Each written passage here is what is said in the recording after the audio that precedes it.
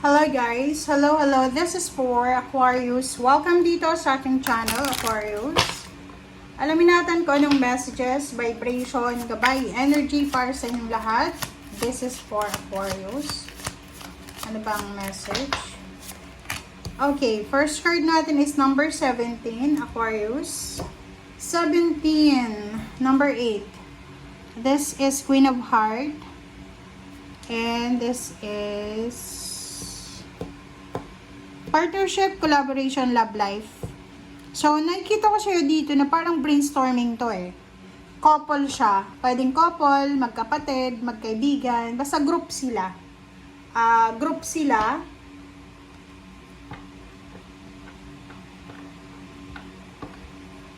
Okay. 17. So, parang, yun na nga, group yan eh. Or pwedeng couple lang siya, tandem ba, partnership, na sinasabi ng bara sa atin na nagbe-brainstorm to eh. Pwedeng mag-asawa, boyfriend, girlfriend, mag-partner na nag-iisip sila.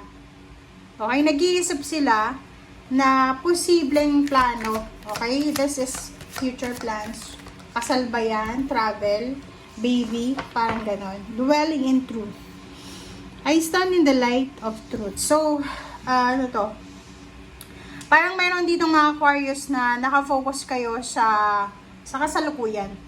Kasalukuyan, nakafocus yung iba sa kung ano yung mangyayari ngayong November or ano yung plano nila para sa Pasko.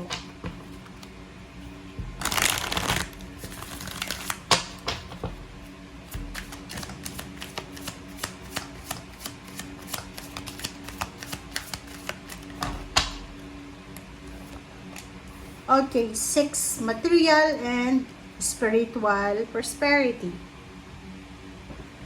Okay, so dito sa barahang to, sinasabi ng baraha talaga na yung pinaka-focus mo sa ngayon, Aquarius, yun na nga, with someone to, na mag-focus kayo sa prosperity ng family eh. Parang nakikita ko na yung couple na yan, nagpaplano silang mag-ipon ng pera para sa kasal, para sa binyag, para sa engagement, or sa kung ano pa man. And nakikita ko, this is 66. This is balance card.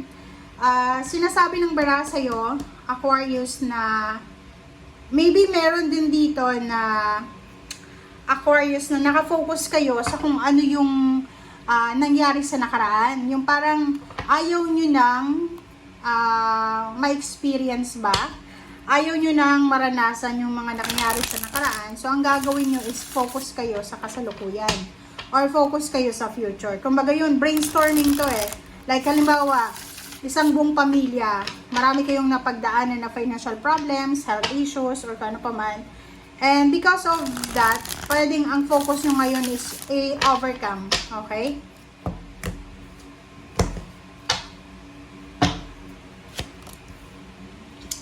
Okay, 10 of Swords, 8 of Pentacles.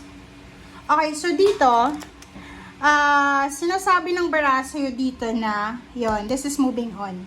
Kumbaga, halimbawa, which is, wala naman tayong i-question dito sa gusto ng taong to eh. Kasi ang taong to, marami siyang pinagdaanan eh. Lalo sa usaping pera. Yung parang, maraming beses siyang naloko, na-scam, nagkaroon ng trabaho, kung kailan malapit nang ma-promote, terminate sa trabaho, ganyan, ganito. And nakikita ko sure dito na kailangan mo nang mag-move on. Wag mong gamitin yung nangyari sa past para sa plano mo sa future. Kasi, ang ibig sabihin nun, hindi ka pa nakaka-move on. So, kung ano yung plano mo sa future, make sure na ito talaga yung gusto mo. Okay? And sinasabi ng baraha, ihanda mo yung sarili mo. Kasi, after mong maka-move on sa kung ano man yan na kailangan mong mag-move on, sa either money or finances or love life, posibleng may mag-o-offer sa'yo ng trabaho. Kumbaga, ang pinaka moral lesson dito, kung gusto mong magkaroon ng bagong trabaho or ayaw mo na sa pinapasukan mo sa ngayon, tapusin mo muna yung kontrata mo. Or kung gusto mong mag-resign ka, or kung gusto mong maghanap ng bago, maghanap ka ng bago. But make sure na wala kang sisisihin na baka sa December, January, magsisi ka na, sana hindi ako nag-resign eh, sana hindi ako malis, parang gano'n. Okay? Tingnan mo. So, nakikita ko sir dito na mayroong mga iba sa inyo dyan na pwedeng sobra-sobra yung kagustuhan yung makaipon ng pera, makaalis sa financial issues, financial problems, or anything na financial scarcity. Okay? Eh, nakikita ko sir dito na gusto mo nang i-give up isa sa mga pangarap mo. Parang yung iba, nangangarap ka na makapagpakasal, makapag-asawa, magkaroon ng anak. And because of financial stress, hindi mo magawa-gawa. Parang ganon. The Devil, Seer the Fool, and Judgment. Okay. Choices and option. You have choice and option. Okay? So, the universe will give you choice and option. The universe will give you parang siya 'di ba? Pwedeng pagpilian mo. So, wag mong iisipin, wag mong ilalagay sa isip mo na wala ka ng pag-asa. Okay? Kasi dito parang nakikita natin, especially dyan, mayroon sa inyo dito, Aquarius, na pakiramdam nyo, wala patapos na yung 2025, hindi pa rin dumarating yung love life ko. Patapos na to, hindi pa rin nabubuntis. Patapos na, wala pa rin promotion, salary increase, or ganyan ganito. So, dito sa The Devil, sinasabi ng barahan na iwasan mo. Okay, you need to protect yourself. Kasi maraming pagkakataon there's a zero the fault, tsaka judgment dyan. So, ibig sabihin yan, may mga pagkakataon sa buhay mo, sa linggong ito, na bibigyan ka ng pagkakataon talaga ng Panginoon, ng universe, na makapagsimula. And ilagay mo sa isip mo na everyday is a blessing, guys. Everyday pwede tayo makapagsimula. Merong bad day, bad week, bad month, pero walang bad life. Okay? Yun lang yung ilagay mo sa isip mo para maging positive ka. And itong The Devil, iwasan mo yan kasi because of negativity, because of kung ano man ang negative ngayong sa paligid mo, pwedeng kontrolin yan yung new beginnings, yung decision mo para makapagsimula, which is mali yun. Diba? Pwede tayong mag-fail, pwede tayong magsimula, pero hindi ka dapat sumuko. Diba? Alibaw, yung mga nagtitik ng board exam, ilang beses silang nag-fail, hindi ibig sabihin na titigil na sila, no.